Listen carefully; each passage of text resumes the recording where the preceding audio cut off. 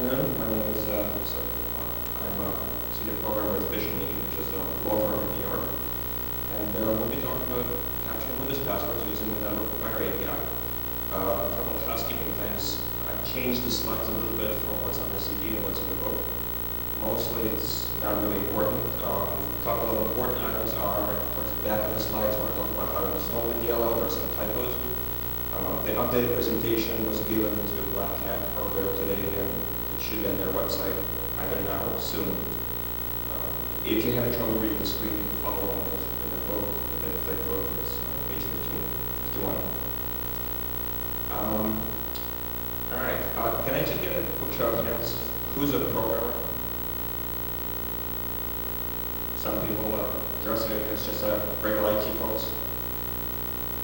Any hackers?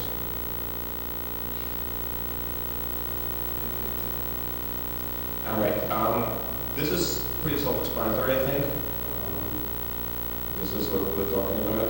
The demonstration is going to be a DLL that I will show you the source code for, and we'll compile and install on this laptop, on our laptop. And all it will do is take the username and password, write that to a file, and I'll show you that the file actually exists and how to make it so. All right, intro. So let's, before I get into specifics, let's talk about password capturing in general. There are many ways you can capture a password. I'm sure you guys can name some. Any takers? Everybody's still asleep for lunch. All right, so here's one, keystroke blocking software. Earlier, there was a presentation in here, I forget the name, that was talking about an incident where somebody installed some software on machines in Kinkos in New York and was capturing user information, passwords and whatnot. You could certainly do this. You would install some software on the machine and capture all of the keystrokes, and you somehow get the information out, and you parse the information, and presumably somehow you get a username and password out of that. You can do this. An interesting item to note here is the reason you log into Windows using Control-Delete, it's called SIS, a Secure Attention Sequence, is that this is supposed to prevent this type of software from working. Whether this actually would work on Windows now, I don't know. But that was the original impetus to using Control-Delete. Another interesting trivia item on Control-Delete, that just those who are used today. A guy by the name of David Bradley, works for IBM. He's retiring Friday. He's the one who came up with the Control-Delete sequence. 28 years. He's retiring this Friday. Another similar method is hardware logging. Same basic idea. All you do is you grab yourself a little dongle that people make these things somewhere out there, and you get into the office or home, and you install this between the keyboard and the computer, and it saves all the keystrokes. Then you get back in, you take it out, you plug it into your machine, and you got all the keystrokes. And you have to parse it again, and the same thing. You got your username, password, and whatever else the person type.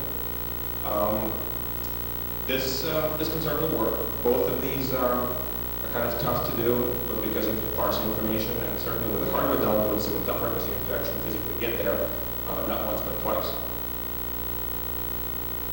All right, social engineering. Everyone's heard of this. You phone up the user and say, "Hi, I'm Jonathan Elpins. I need your password to test this." You might get lucky. Certainly possible. This is getting to be more difficult. People are becoming more security conscious.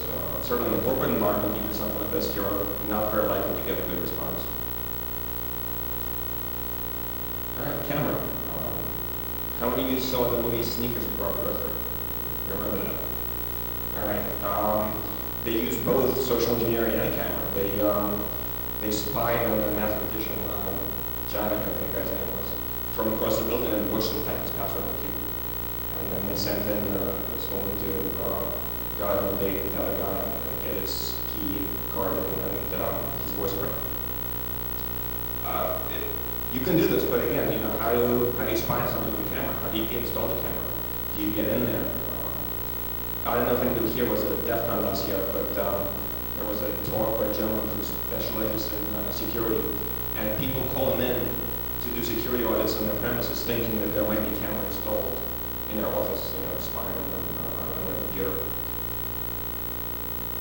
Well, that's you can certainly do this. None of these methods are 100% effective, and if your target environment is large, let's say a corporate network, you have 10,000 people, you can do this. It's not going to work. And the method I'm going to talk about works 100% of the time on any Windows machine, Windows 95 and up, and Windows NT 3.5 and up, provided you can get it installed on the computer. That's going to be true. All right, so that's going to be the question that corporate techs will be asking. I'm a corporate tech. I work for a company. Why would you want to do this on your own network? Here I need to talk about how I came up with this.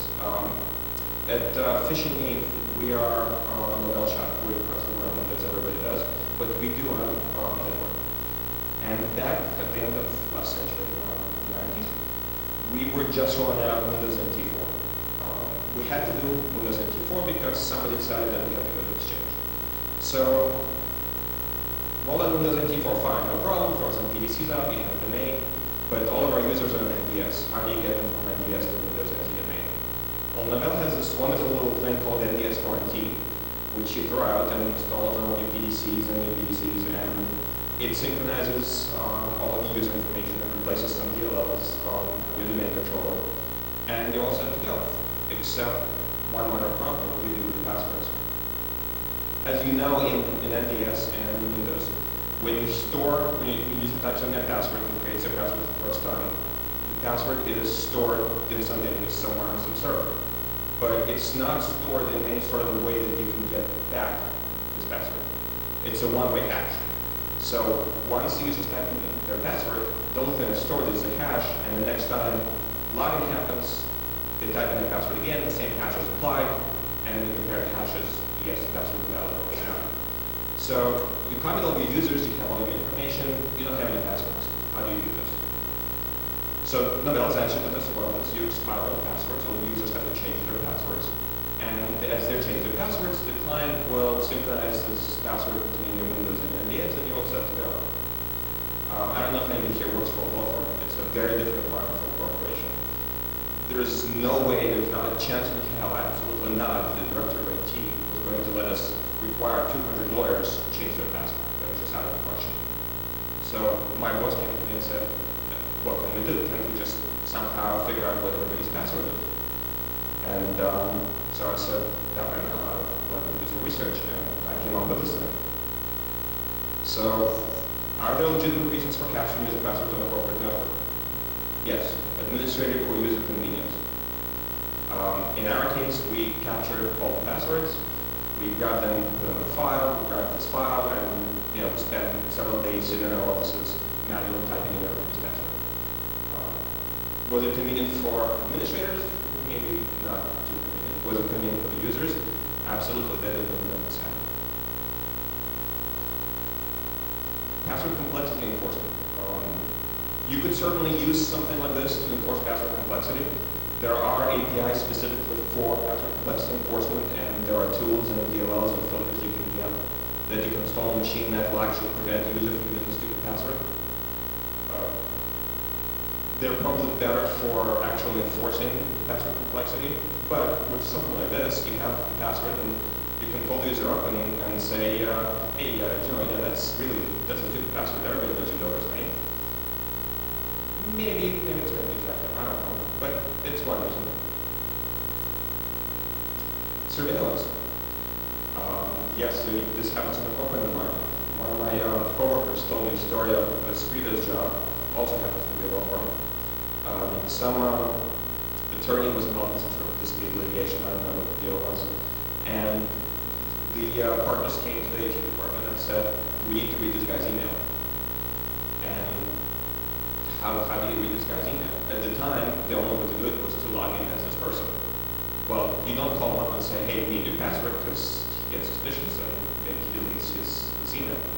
So you can't change his password, because if you change his password, he goes to log in, something that doesn't work, he's on to you. So So you got a password or you got to somehow hack his machine some other way. So this can certainly be used for surveillance.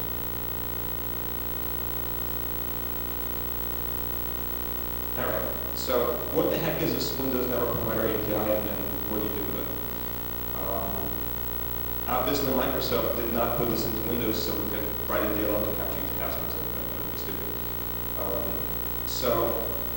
I'll give you an example. Let's say you're Novell, and you put out this great new operating system service called Network, and you're really excited about this, and now you have to get your client machines to talk to your operating system, except all the clients are on Windows. So how do you do it? You write a network provider, and you install this network provider on your machine, on your client machine, along with there are other pieces that you need, your protocols, your GNOs, your whatnot, and that's how your machine is able to communicate with your server. So network provider will let you do log-on network authentication, network connections and device redirection and enumeration. So you could browse a network, you could map drives or use drives in the environment, whether it's on keyboards, whatnot.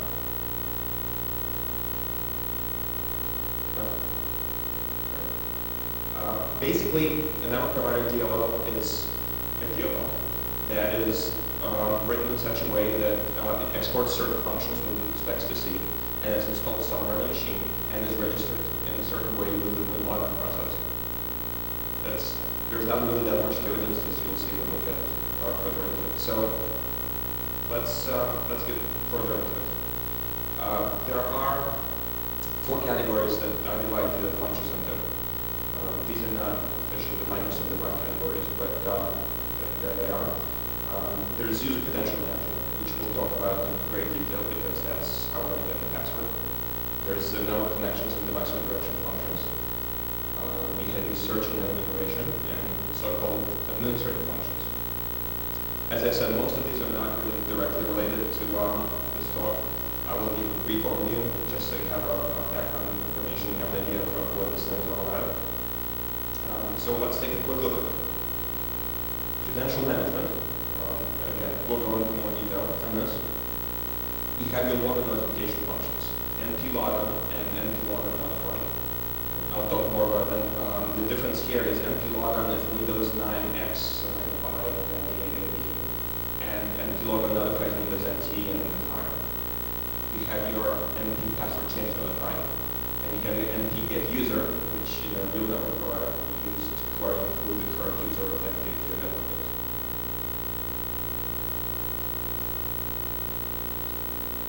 You have network connections, device redirection.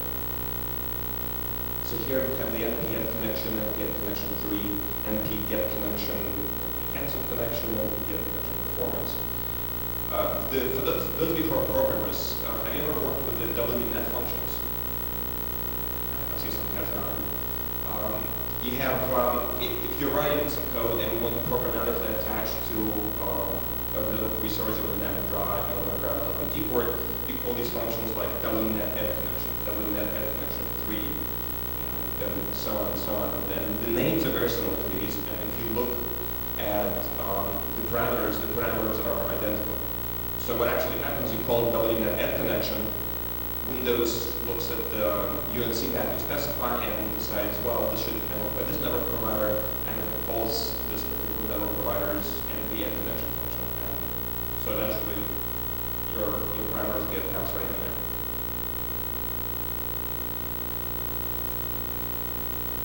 Alright, searching and enumeration. You have NP open a node, NP no resource, NP close a node, and NP search dialog. These are all for browsing, so you go to your network neighborhood or what is now called my network places, and you click on Windows Network or Network or whatever it is you have installed, and you see a list of network resources. So this is how Windows gets at this. And if you want to do some sort of custom searching, you have your search dialog function. You write custom GUI to whatever. Alright, so we have administrative functions. I don't know why they're called administrative. That's actually a Microsoft definition for them. You have np-get direct get directory type is for Explorer to figure out what kind of icon to stick on your directory if it's very values. And np directory notify is to let you know that there was some sort of a directory operation, make directory or remove directory whatnot. Alright, enough of that nonsense. That's most of that is not relevant. Let's look at the details. As I mentioned, it's a DLO, an org provider is a DLO that has to export certain functions. The first required function that you must export is called np-getCaps, and there at the top is the definition of this function. np-getCap stands for network provider get capabilities. You must export it by name and also by ordinal number 13. I believe the ordinal number is going back to Windows 9X, but don't quote me, and say to do it both ways. I've had problems on Windows 2000. The way this works is it's a function that takes one parameter. It's called n-index. I think it's not very well named because what actually happens is winlogger calls this function multiple times and passes a number of different values for n-index. Depending on what value you get in, you're supposed to respond with the appropriate information. So you will see some of these I have values that you're supposed to respond with, and some of these I don't. The reason for that is the ones that I don't actually have an appropriate response for are not relevant to capturing the password. So what is Windows going to ask you? It's going to ask you what version of the network provider API do you support, WNC spec version. And you have to reply with this constant that's defined out there in the SDK. Next question it's going to ask you is, what kind of network are you? And this is an important one because you have to reply with a valid value. There is a list of network types that is defined in documentation. And according to Microsoft, if you reply with a value that is not valid, the behavior of the login is undefined. So you must reply with some valid answer. The trick here is, though, you're not writing an actual network provider, you're writing a fake one that's going to capture the password. So you don't care, you can reply as whatever. In my example, I say that I'm a network. It doesn't matter, you can see your Windows. If you look at that SDN, you'll see the list is pretty exhaustive. It's got some pretty esoteric network providers listed out there. So answer with whatever you want, make sure it's valid. Next, Windows will ask you, well, what's your start estimate? Start time, WNC start. And you have to answer with either a value that says I've already started, with a value that says I'm not going to start, with a value that says I'm going to start in X milliseconds, or with a value that says I don't know. Apparently those are all valid answers. In our case, since there is nothing else we have to do when we load up, right away we just reply, yeah, I'm started, I'm done, move right along. And lastly, very importantly, Windows is going to ask you, do you support authentication? It's going to pass WNC authentication to n-index. And your response should be, yes, I support authentication. So you have to pass in, as a return value, this constant defined as WNC auth logout.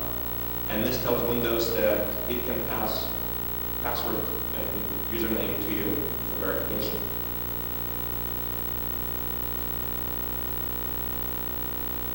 All right, the rest of them, user, connection, dialog, admin, enumeration, those relate to all those other functions I mentioned earlier.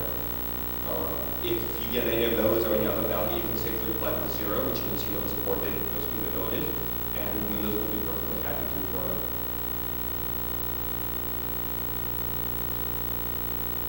All right, differences in version of Windows. How many people are still running Windows 95 or 98 or ME? All right, nobody. I'm sure there are plenty of those out in home systems if you wanted to compromise those. As I mentioned, on 95, 98, and ME, the function is called np-logout, and you must export this function as ordinal number 43. Unfortunately, the documentation for this is no longer available since Microsoft retired these versions of Windows. I don't know if anybody is actually interested in learning more. In the source code examples that are on the CD, there's two versions of the source code. There's a C code, there's Delphi code, and Delphi code has this function implemented, and you can look at it and see how that works. The parameters are quite different from Windows 2000, and we're not going to talk about that much more. So let's look at the 2000 and NT and XP and 2003 function. It's called NP logger notify, and I'm not going to read that whole thing because I want to get my tongue permanently twisted. You can see all the long name parameters. We will talk about each one of these in great detail because they're important. And this is the second function that you must implement in your network provider. So the first one was np get cats. The second one is np logger notify. You must have this function implemented. Next, you must implement np password change notify.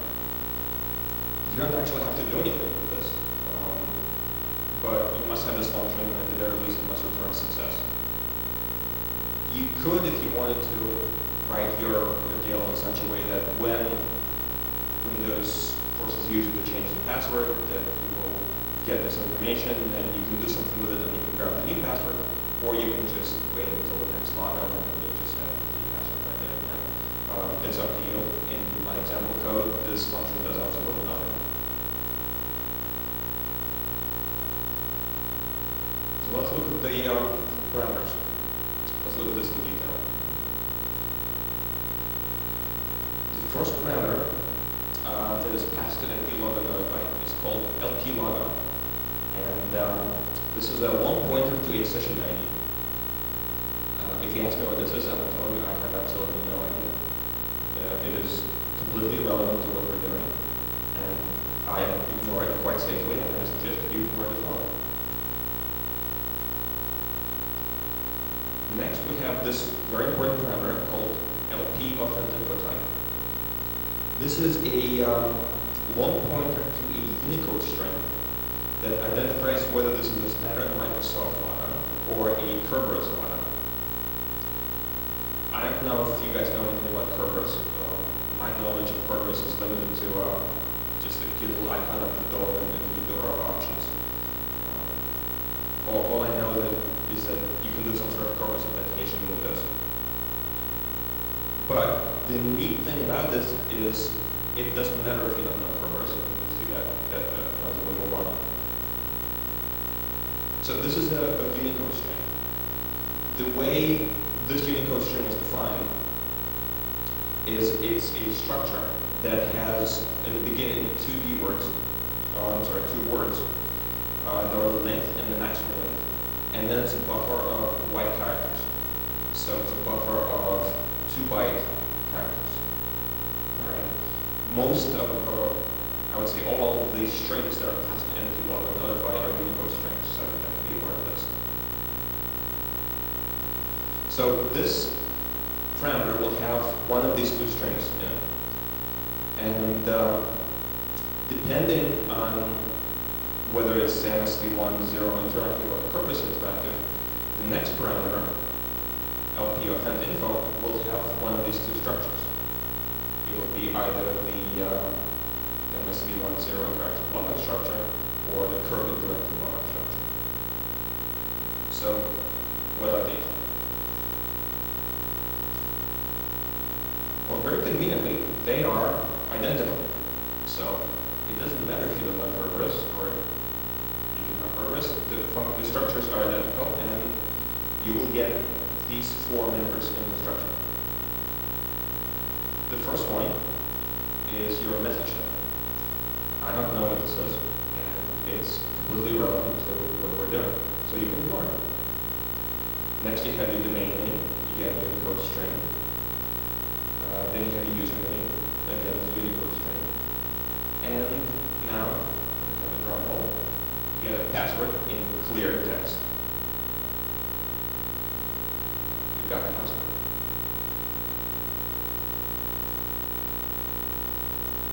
Alright, we're not done with the parameters yet. Next, we have this LP previous authentic info type. If you remember back a couple of slides, I had the authentic info type, which was a string, Unicode string with a set of either a Microsoft interactive login or a Kerberos interactive login. This is the same thing, except this is only populated if the user was forced to change the password. So if there was no password change, this is null. If there was a password change, this will say the previous password was of this kind of a type, and depending on the value of this, you have the previous account info, which is the same structure we just discussed, which will be either the Microsoft type structure or the Kerberos type structure. Again, this is null if the password was not changed. In my example code, I did absolutely nothing with this.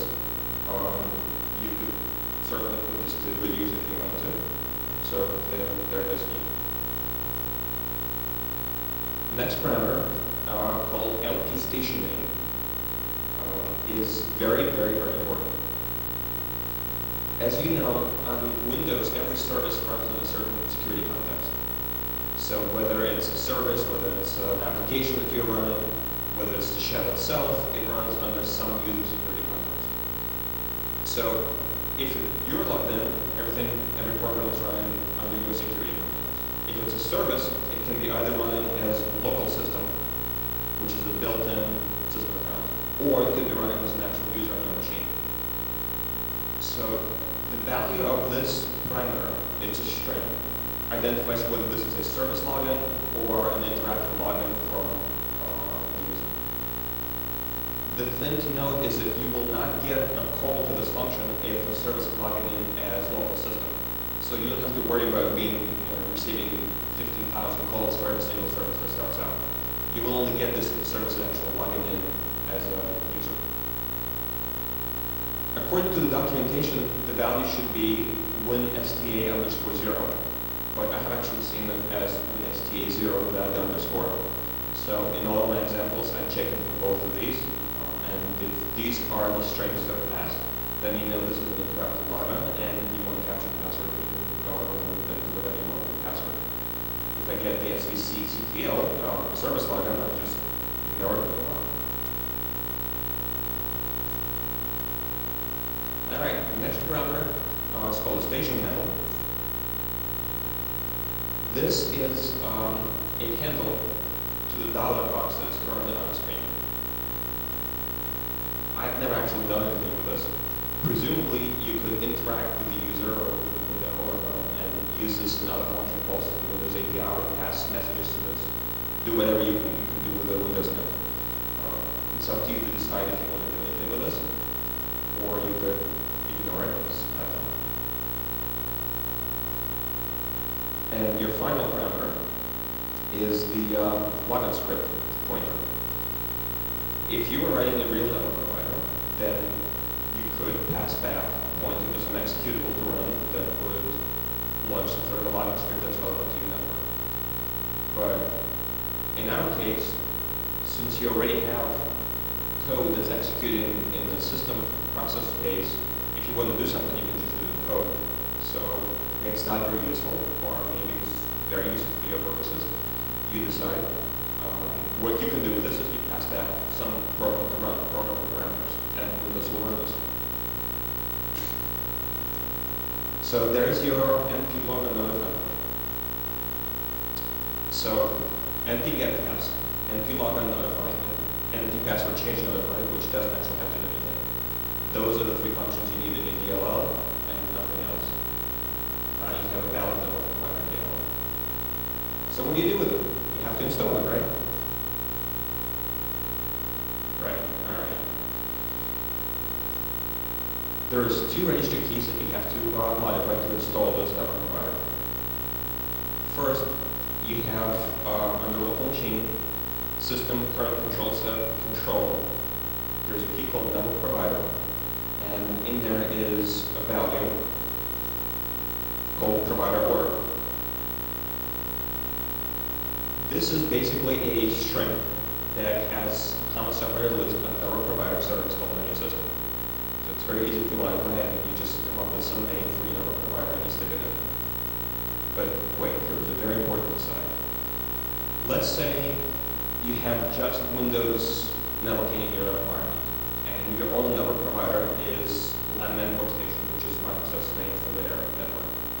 You just put your DLL in, you stick your network provider at the end of the string, and you're all set to go. Now, let's say you're also running network in your environment, as we are. Anybody running network? Yeah? Everybody's Microsoft? One person? So let's say you're running network. You have two network providers listed. You have Lambda workstation and you have network workstation. What happens during the login process? The Novell client installs its own GNet, which is the graphical interface that you interact with as you log in. And that takes username and password, and that password is passed on to the network providers in the order that they're listed. So first, it passes the password to the network, then it passes it to Lambda workstation, and then to your network provider, and everybody's happy, right? Except, what if your network password and your Windows password aren't the same? What happens then? Well, what happens is network is your first network provider, and it gets your username and password, and it says, yeah, everything's great, you're all set to go, and passes it on to Windows. And so Windows says, no, wait a second, I don't know that username and password, that's no good. So you get another dollar box on the screen that says, what's your password? That password's not right. So you type in your Windows password. All right. Windows says, all right, I know that one, you're good to go, you're all set. Now you've got your own network provider that gets called. Which password does it get?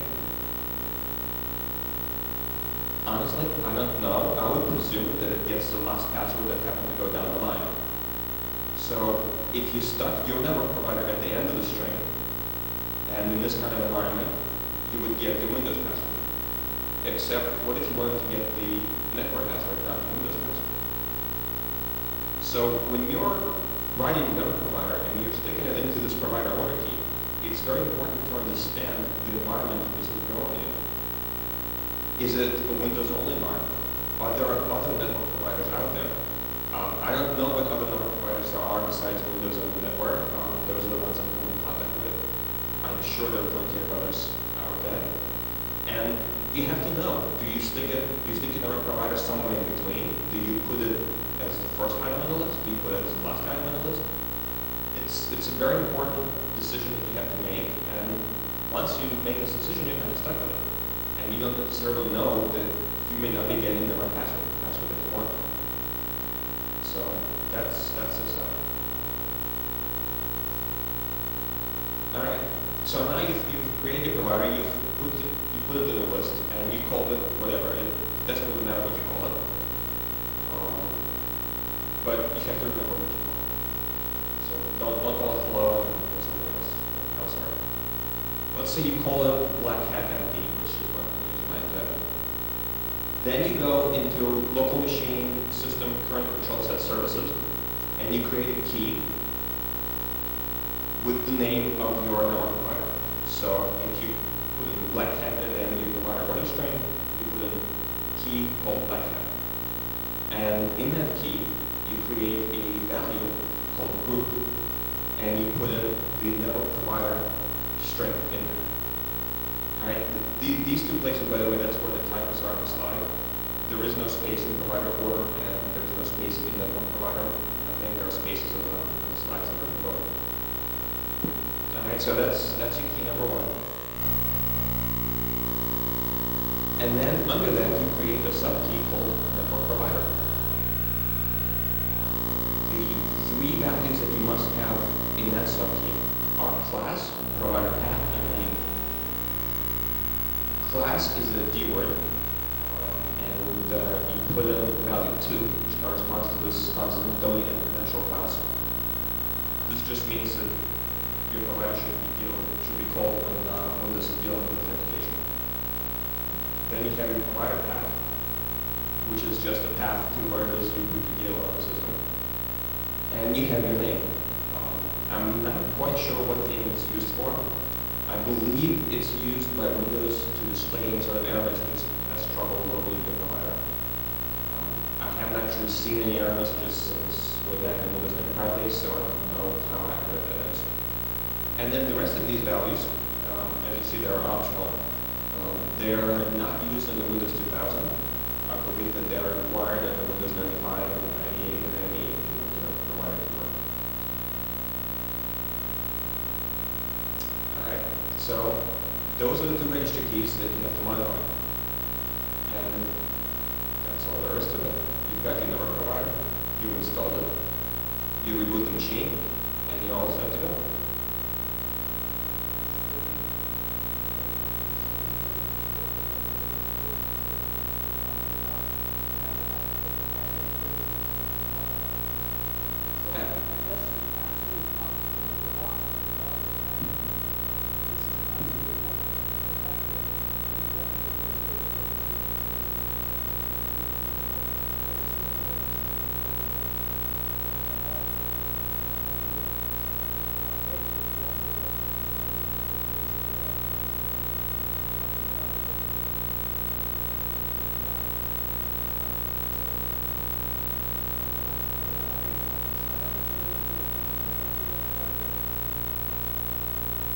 I didn't get your second comment. The first comment was that you must have admin privileges on the machine to write to the network key, those registry keys. That's absolutely correct. The full install of Windows out of the box, users and power users do not have permissions to write to these registry keys.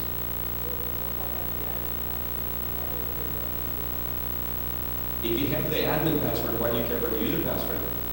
Maybe your goal is to steal the user password and monitor the user and what the user is doing and to impersonate the user without the user knowing. You could write a Gina to do this, yes. I think this is much simpler than writing Gina.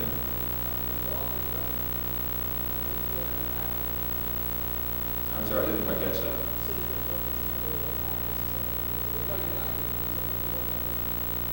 This could be considered an attack if you wanted to. This is mostly something that you could use in a corporate environment where you actually control the network.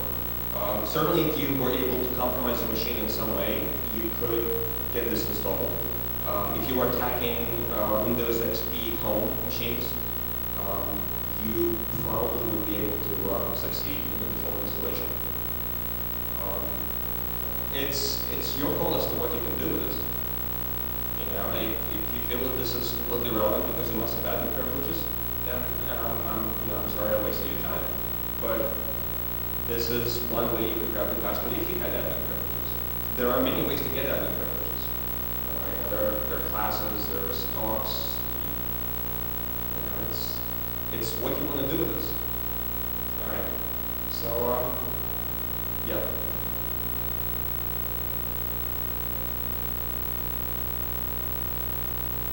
The question was, if you're on a Windows network, you install this on every workstation, or you install this just on the PC. You install this on a client machine. So if you have 10,000 machines, you install this on 10,000 machines to get all the passwords. Any other questions before we get to the demo?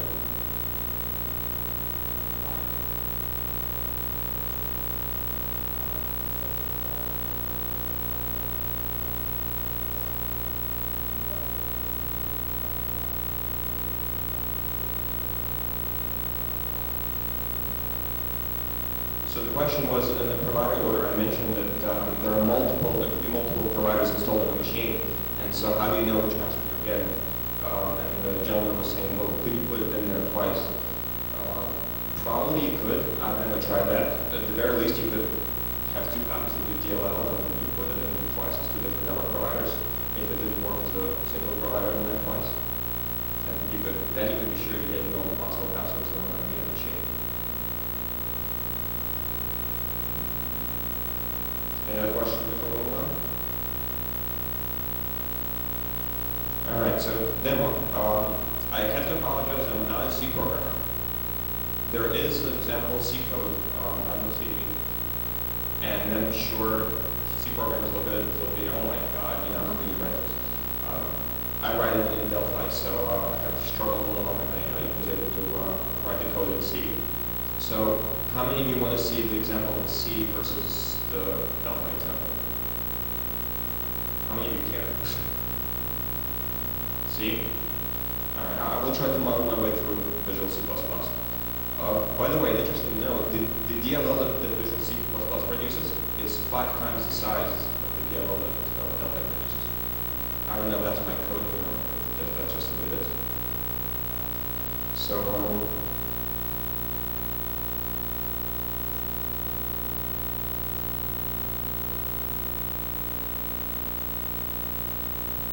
called Visual C++.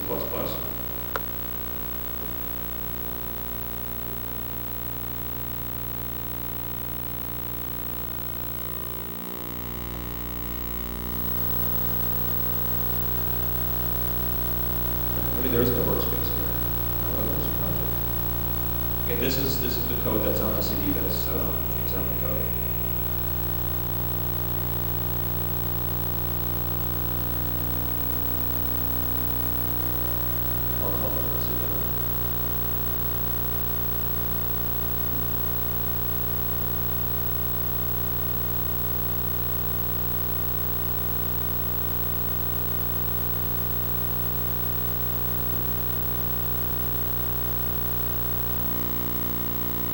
So what files do we have here? Here's our main file.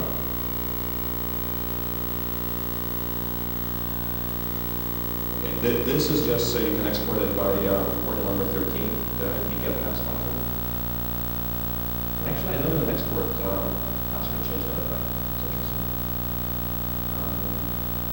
This here, I know, and here the Visual C insisted on putting this in there. Can it actually people read the text, or should I make it run bigger? Let me see if I can make it bigger. Do we know where to do this in Visual C++?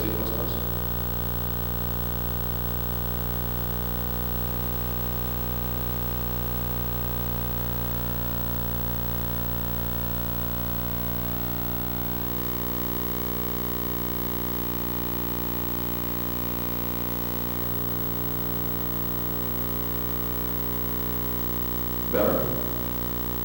Alright. So that's our dev file. Let's look at the header file first. Alright, so here you have your constant definitions. I've pulled these out of various header files that are out in SDK and SDN. So you don't have to worry about them. Header values, here's the spec version. Here's a Unicode string.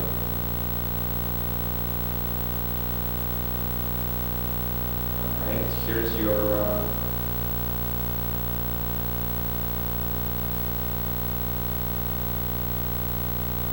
I don't know what the hell this thing is. Here's your login structure. You got your domain name, username, password.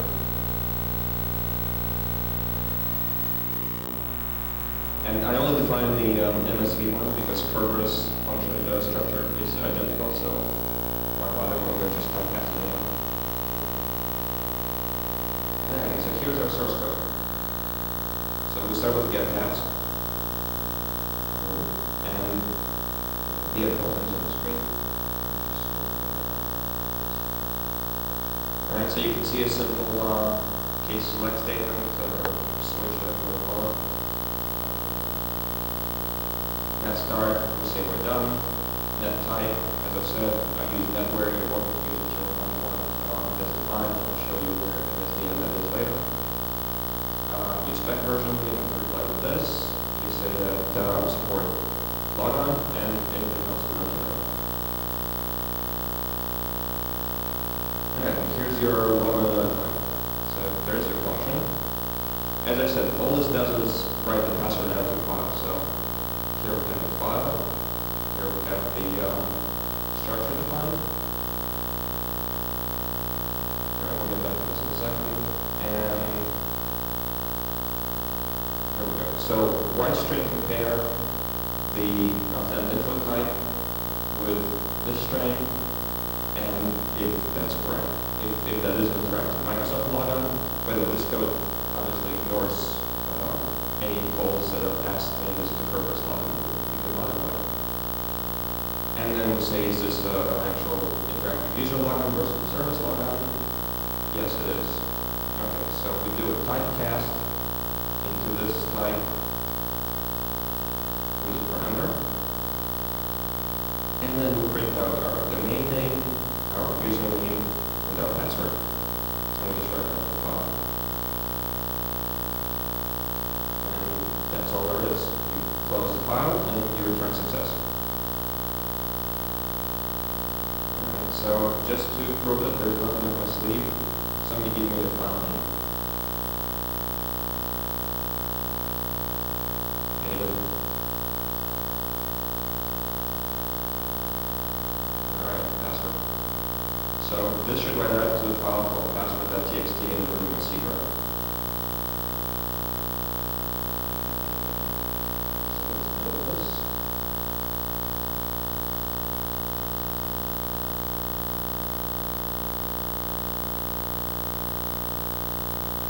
Alright, 0 errors, 0 warnings. It's very difficult to type. Anyone can use to type the code.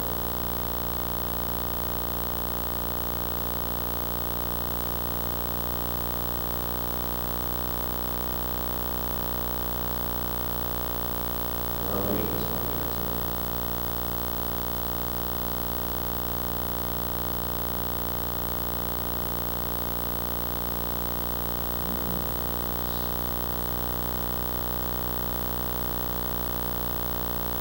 Let me make this bigger.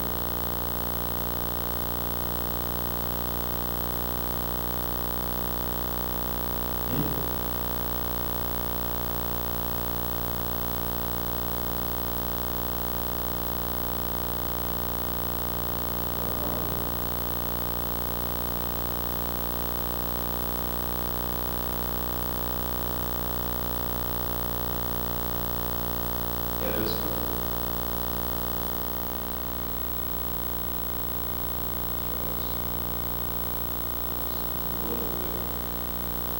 So is that better? I think you guys can read that. Alright. So here's our source code, seek with the DLL and debug directory, and there's our DLL. So the Delta compiler takes a 50K DLL. Alright, so you don't have to actually put this anywhere, you can just do it here, but because all the long file names, I'm going to copy this over to my Windows executive.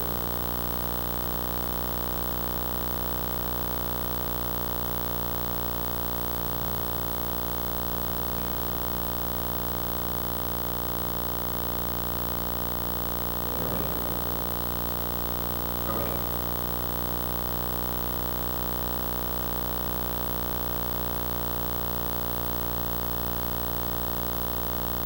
There is no password TXT on this machine, right? So we've got the DLL and we've got a register, right? So local machine, system, run control set, control, network provider, work. So here is an example where you have two network providers. I have Windows all time installed on the machine. So I have network workstation and I have landline workstation. So all you do is just tag your provider on at the left hand. Key. Alright. Call it whatever you want. This is just what it shows to do.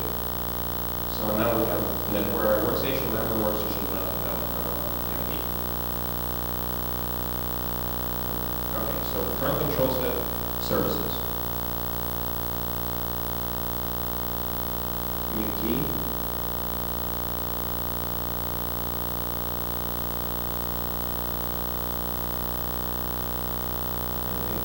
And here you have a string of group.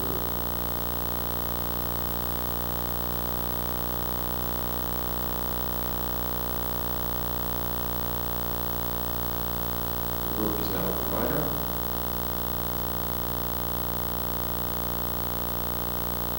Subkey called network provider.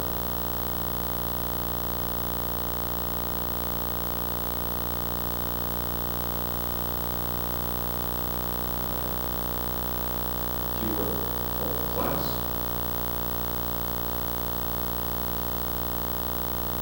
Values 2.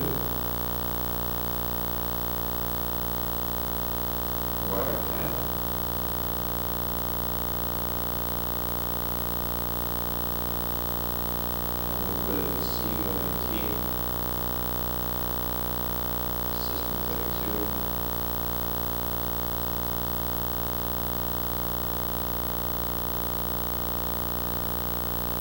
Polak at NP.dll. I don't know if I made the typos there.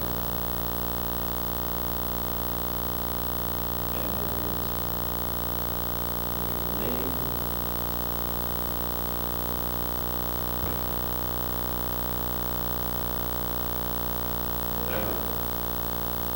And that's it. It's now installed. So next time I reboot this machine, this provider will be called. It will grab a username and password login and write it out to the file. So I have a test user created specifically for this. I'm not going to show you guys my password.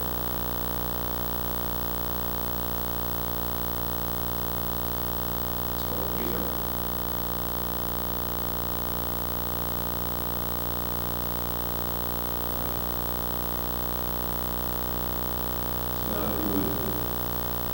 Works. So while that's happening there, anybody have any other questions? I was going to talk about the fact that you have to have the privileges to the registry, but this point, we already covered that. No questions? Any Microsoft jokes? Starbucks jokes? No? I'm bored and ready to sleep.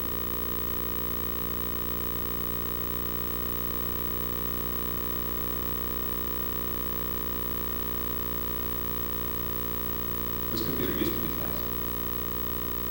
And the Windows on it. A few other things.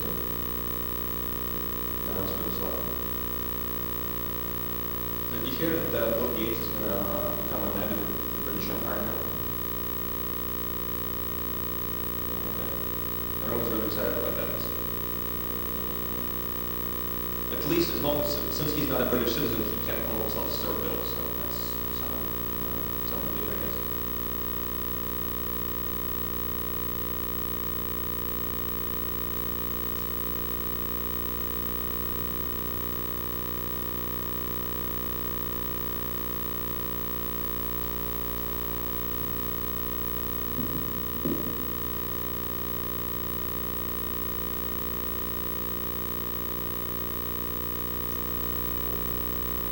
You hear that Starbucks opened the first store in Paris? Supposedly they had huge lines of American tourists there first day.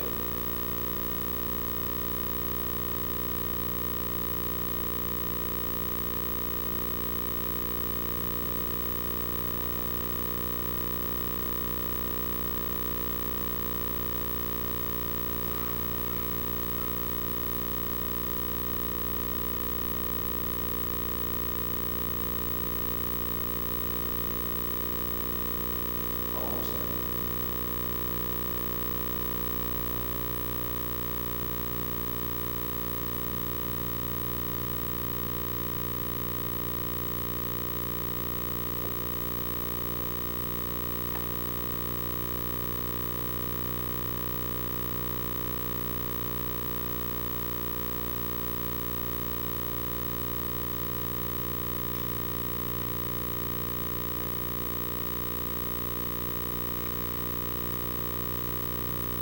All right.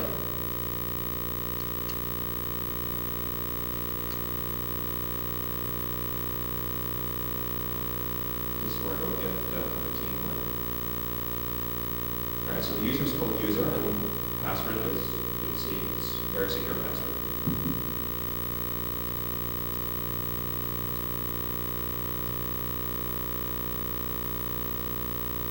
If I can type it correctly.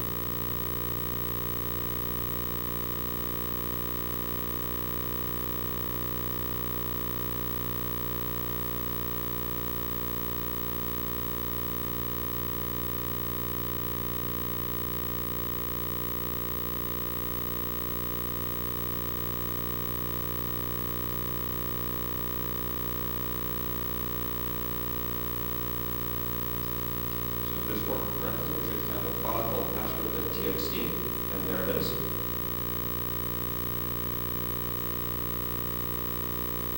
Alright, so we have the domain name. In this case, it's a local login to this particular workstation. The name is SXP laptop. We have the username, which is user, and we have the ultra secure password I used, which is password. So there's our demo.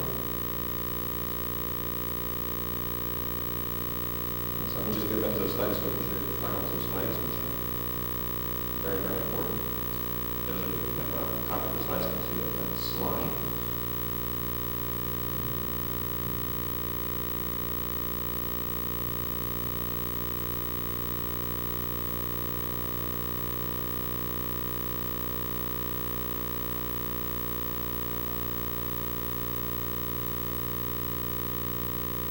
Well, that's loading. Basically, the next slide, all it says is the references. The references are, the gentleman that I pointed out earlier, this is all in an SDN.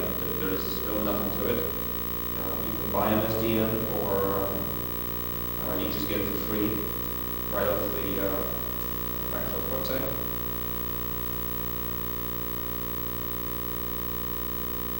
It's all in SDN. I'll just show you where it is because it's kind of tough to find. Unless you know the function names.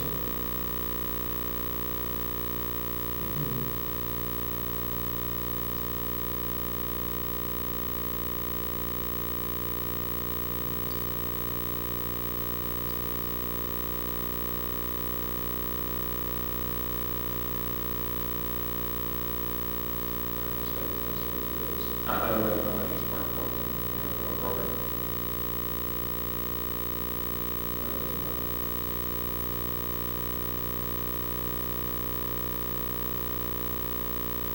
The way to find more information is in an SDN, you can read that, is you go under security, SDK documentation, and authentication, and you look for information on network providers.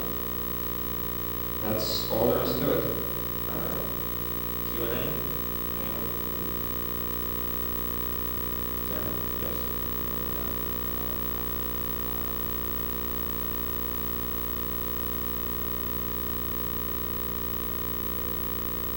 The question was, it writes the password out to the file, does it do any kind of character translation, Unicode password, etc.?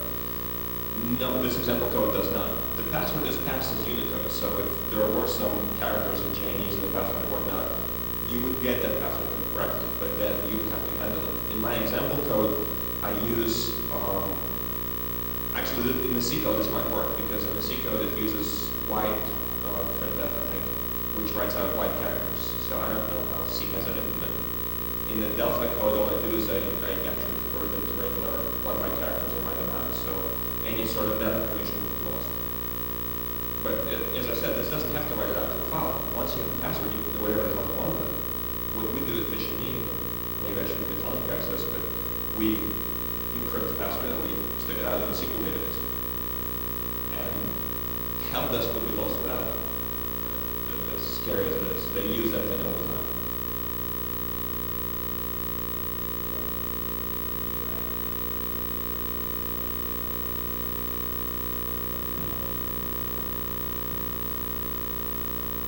The question was, can you grab passwords from other services like Exchange or I guess Outlook? So if you have this installed on a machine that has the Exchange server installed, and Exchange is logging in as a user in the domain or a user on that machine as opposed to local system, then you should be able to grab the password that Exchange service is using to log on. But this is not something that would work if it's some sort of Outlook authentication to the Exchange server.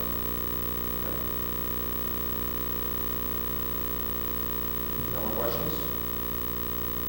All right, then thank you for your attention. Enjoy the rest of Black Hat, and my email address is in the presentation. Please don't subscribe to the spam.